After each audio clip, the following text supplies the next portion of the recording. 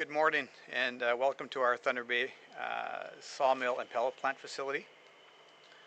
I'm Terry Willett, the General Manager of the Domtar, Ontario Sawmills and Pellet Plant Operations.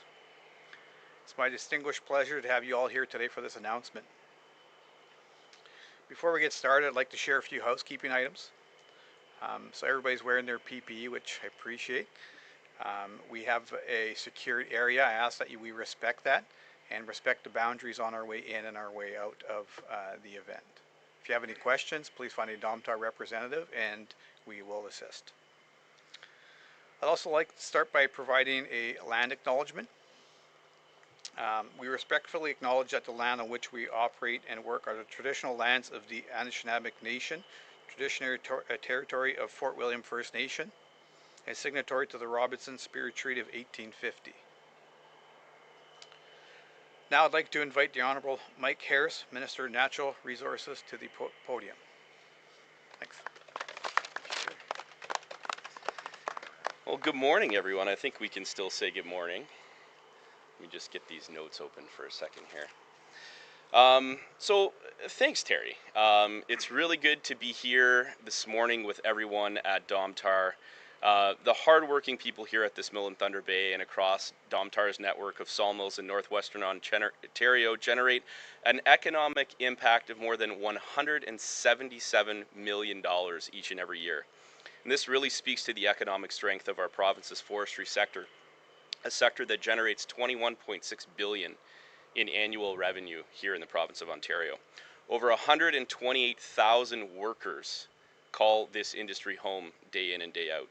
These are good paying jobs, many of which are in Indigenous communities, rural communities, and other communities across Northern Ontario and even Southern Ontario.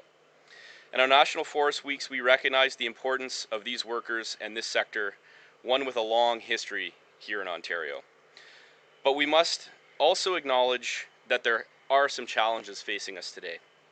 Increased softwood lumber duties and the threat of tariffs are putting immense pressure on the industry. And Ontario has and will continue to step up and support the forestry industry here in the province. Since 2018, our government has taken strong action to strengthen the forestry sector to help businesses expand into new markets and advance innovation. We have made record investments through programs such as the Forest Sector Innovation and Investment Program and the Forest Biomass Program. But we know that more is needed. And that's why I'm here today, alongside my friend, Associate Minister Holland, to announce that our government will be investing $30 million to protect the businesses, workers, and communities that depend on the forest sector. Today's investments will strengthen Ontario's forest sector and increase the sector's competitiveness in the face of trade uncertainty and changing markets. It's part of our plan to protect Ontario, which will include a strong, adaptive, and resilient forestry sector here in the province. My colleague and champion of the forest industry, Associate Minister Holland, will provide more details on this investment. But before I turn the podium over to him, I want to be clear that our government will continue to be there for forestry workers. But as we navigate the uncertainties before us, we are calling on the federal government to come to the table and support this vital sector here in Ontario. We need to work collaboratively so to strengthen this vital sector in the face of U.S. trade policy uncertainties.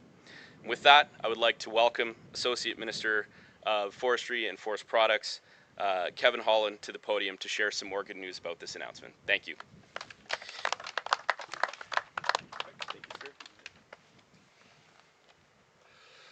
Well, thank you, Minister Harris. And I want to start off by thanking Tom, Peter, and Terry, and the entire team here at Domtar for hosting us today. I also wanted to thank all of the community and industry partners gathered here today and joining us for this announcement. You know, over the summer I've spent time across the province meeting with stakeholders of every size, from major operators to small family-run businesses. Those conversations gave us a direct insight into the challenges our industry faces and are helping us shape the solutions that respond to the realities on the ground. Today, I'm pleased to be joined by Minister Harris to announce the latest action to protect Ontario's forest sector businesses, workers, and communities from the threat of U.S. tariffs. We are investing $30 million to provide additional funding for two key programs for the forestry sector as part of our government's plan to protect Ontario. These investments will help strengthen our forestry sector, create jobs, and increase competitiveness in the face of U.S. trade threats. This investment includes an additional $20 million for the Provincial Forest Access Funding Program. The Forest Access Road Network is over 19,500 kilometers long, reaching many corners of our province. In addition to being a safe and reliable road network for hauling wood, they are widely used by residents, tourism operators, utility and railway companies, and for emergency services. In many northern communities, these roads provide a second means of egress when an evacuation is required. This additional funding will help ensure this essential road network is safe and reliable for all users. Our investment also includes $10 million for the Ontario Sawmill Chip Support Program. As Ontario's forest sector businesses produce the lumber needed to build our growing province, they generate byproducts such as bark, shavings, and sawdust. Minister Harris mentioned our government's actions to develop the untapped potential of these byproducts. The Sawmill Chip Support Program advances these measures, helping sawmills find innovative new markets for their wood chips, such as energy production or alternatives to single-use plastics, while also strengthening business integration across forest sector operations. Our government's additional funding will protect sawmill workers, safeguard jobs, and support regional economies while helping the sector adapt, compete, and grow in a changing global market. This additional funding for the Provincial Forest Access Roads Funding Program and the Sawmill Chip Support Program will help mitigate the effect of the harmful U.S. duties and tariffs to ensure essential businesses continue to operate. Since 2018, Ontario has made record investments in the forestry sector, including over $72 million through the Forest Sector Investment and Innovation Program and nearly $50 million through the Forest Biomass Program, targeted investments that are making our industry more competitive and resilient. In this time of uncertainty, we are once again stepping up with the significant funding to strengthen this vital sector. But we cannot do it alone. In this time of change, we are considering an equally broad range of actions to drive sector-wide growth and strengthen forestry-dependent communities. We will build on this targeted support in the months ahead with further actions to equip the forest sector to adapt, compete, and grow in a changing economy. We will continue to reinforce Made in Ontario as a globally recognized brand and a competitive choice in markets worldwide. Our government is doing its part, but we know lasting results require partnerships at every level of government. We have already called on the Government of Canada to bring resources to bear in support of Ontario's forest sector. We welcomed the announcement of $1 billion in support for Canadian forestry last month. Now we are renewing our call for the federal government to act swiftly and translate that announcement into real action. This is a challenging time for Ontario's forestry sector as we face down tariffs and long-term sector challenges. I know things are especially challenging and difficult in Kapuskasing, where our government has provided repeated and significant support to keep the local mill open and workers on the job. That is why it is more important now than ever for the federal government to step up and start matching the significant support Ontario has provided. Together, we must explore every opportunity to deliver on shared commitments to Canadian forestry and Canadian workers. Together, we must protect our forest sector. Thank you.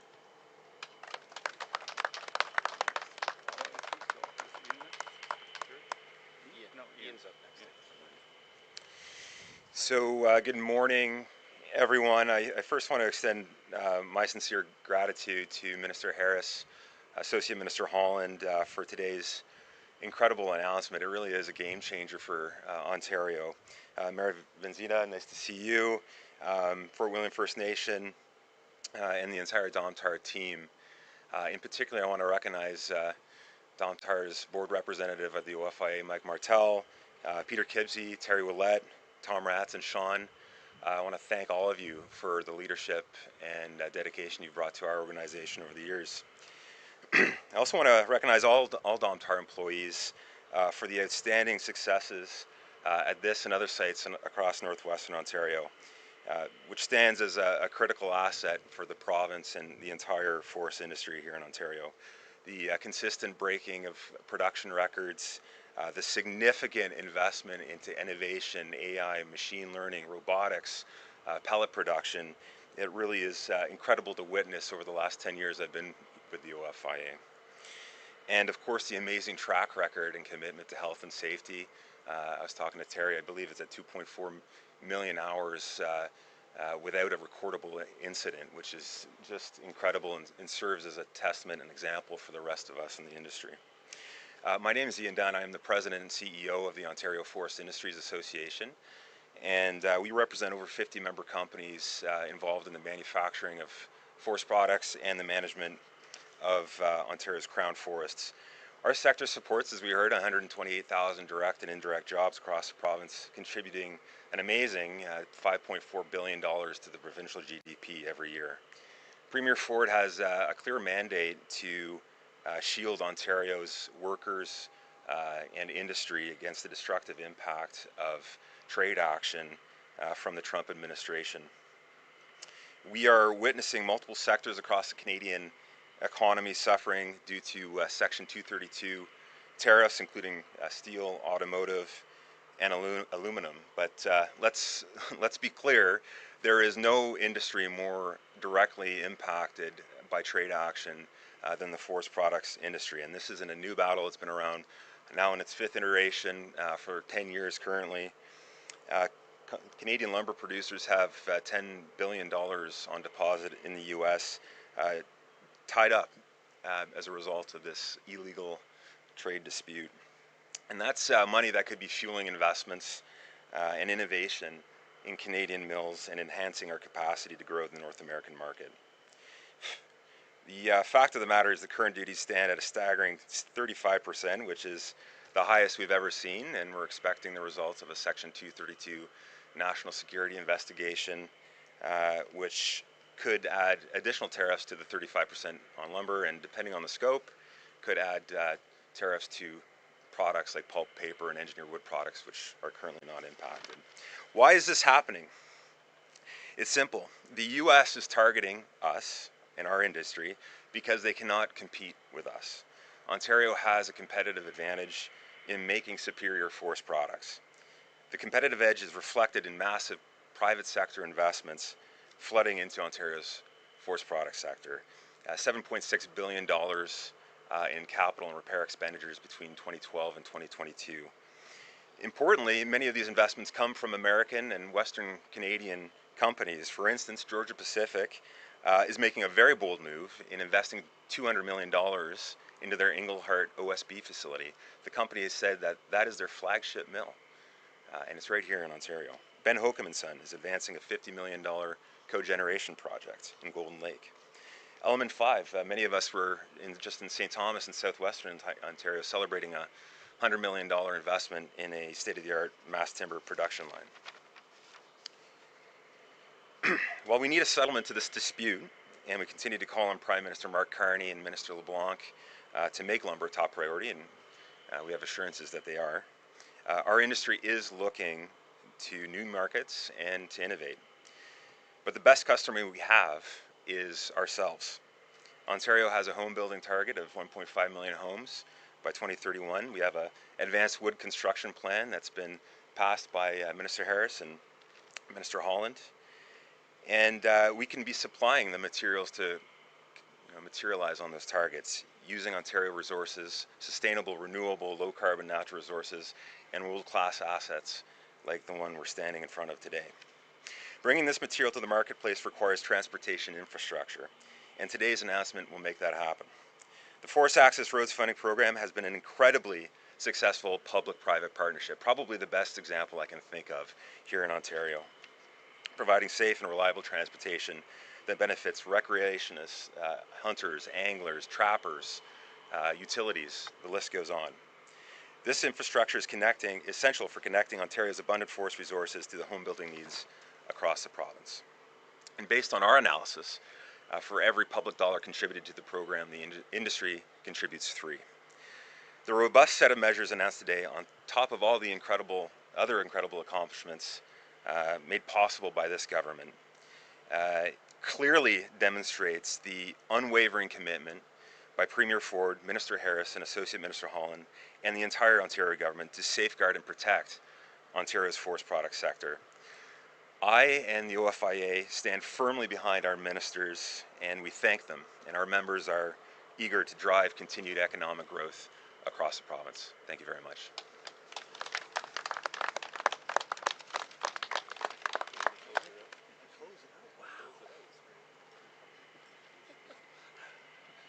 Good morning, everyone. For those who don't know me, I am Jim Vesna. I'm the Mayor of the Township of O'Connor. I also am on the Board of Directors of NOMA, and that is who I'm here on behalf today. So on behalf of NOMA, I would like to greet and welcome Minister Harris to Northwestern Ontario. And NOMA represents 37 municipalities in Northwestern Ontario. We have been pushing for a long time to help the forest industry. As we all know, the forest industry is a major driver of our economy, second maybe only to mining. And that's kind of a toss-up because they are so interconnected. So, and I on behalf of NOMA really appreciate the investment that Minister Harris has made. And I would also like to acknowledge the work that Associate Minister Holland has done on behalf of all the communities in Northwestern Ontario for working to get our issues, especially the forest issue, to the forefront. And lastly, before I close out, I would also like to offer my regrets to Minister Harris that President Duma could not be here to say those himself personally. Thank you. So thank you all for today. Incredibly amazing. We'll open it up to questions. You get one question, one follow-up. There should be a microphone behind you there, and we can go ahead and get started. Emily can direct you. So members of the media just want to line up over here. If you have a question, just state your name and your outlet before you begin. I'm going to answer them all. Cool. No problem. I got the perfect answer to that. I have no clue. Justin Hardy with TBT News. My question is if there's going to be any particular focus on smaller operations which are most at threat from these tariffs from the south.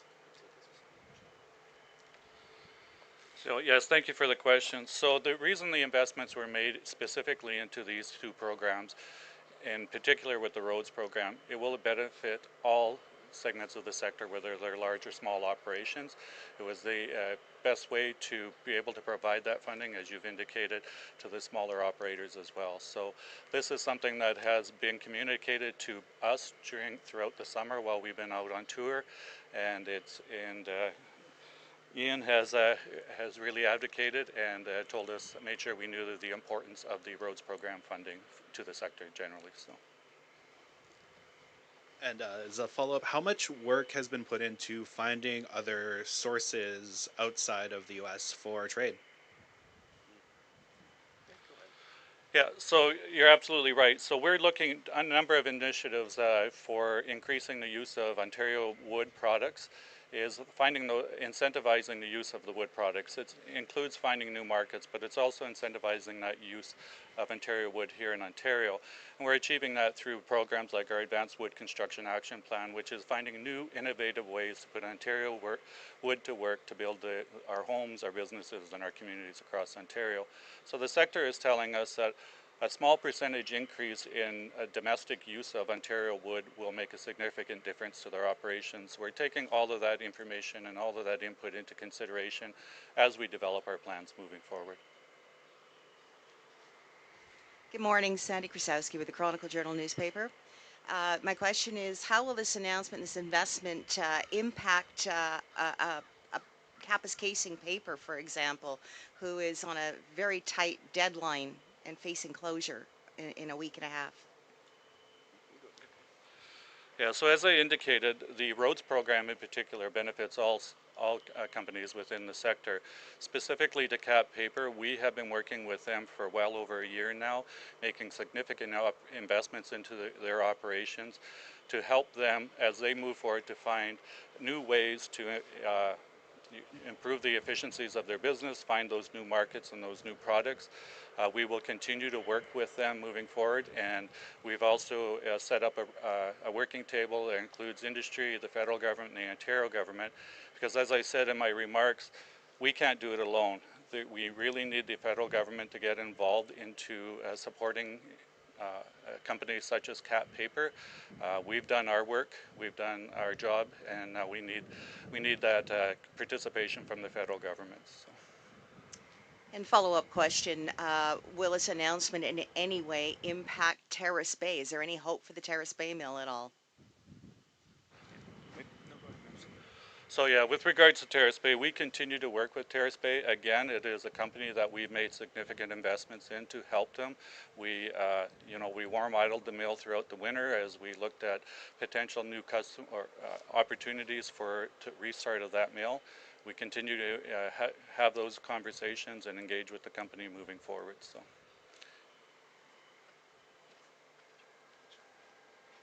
Sam Goldstein with Acadia Broadcasting. There was some discussion about foreign investment coming into Ontario from the United States into the forestry industry. Is there any concern about that slowing down as these tariffs are prolonged? Oh, thanks very much. And I think we really want to focus on what Premier Ford has done over the last 7 years, and we have seen billions, tens of billions of dollars, hundreds of billions of dollars of investment coming here to the province, not just from south of the border in the United States, but around the world. We have Minister Fideli currently leading trade missions in Malaysia as we speak. So we do obviously welcome investment from the United States, and it is obviously a key part of what we do here in the province of Ontario, but make no mistake, we are out pounding the pavement every day looking at other options around the world to build trade relationships with partners as we move forward with some of the uncertainty that we've seen. Obviously, this industry has been impacted, as Minister Holland and as Ian said, probably the heaviest when it comes to tariffs and duties. And we want to make sure that investment that is coming in here to the province is going to modernize, innovate, and provide good jobs for the people of Ontario for many years to come.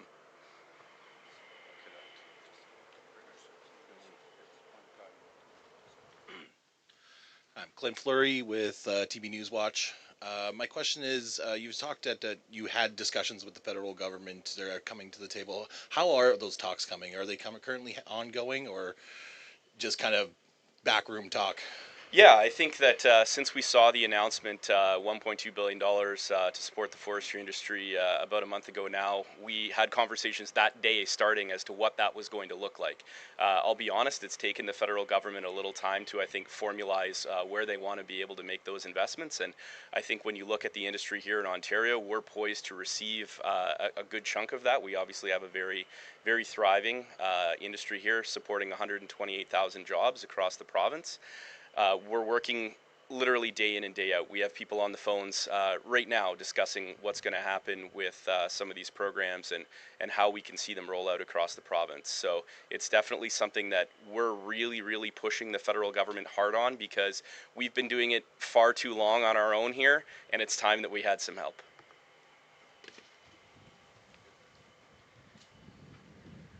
And it sounds like that's going to wrap it up. Very good. Thank you, everyone.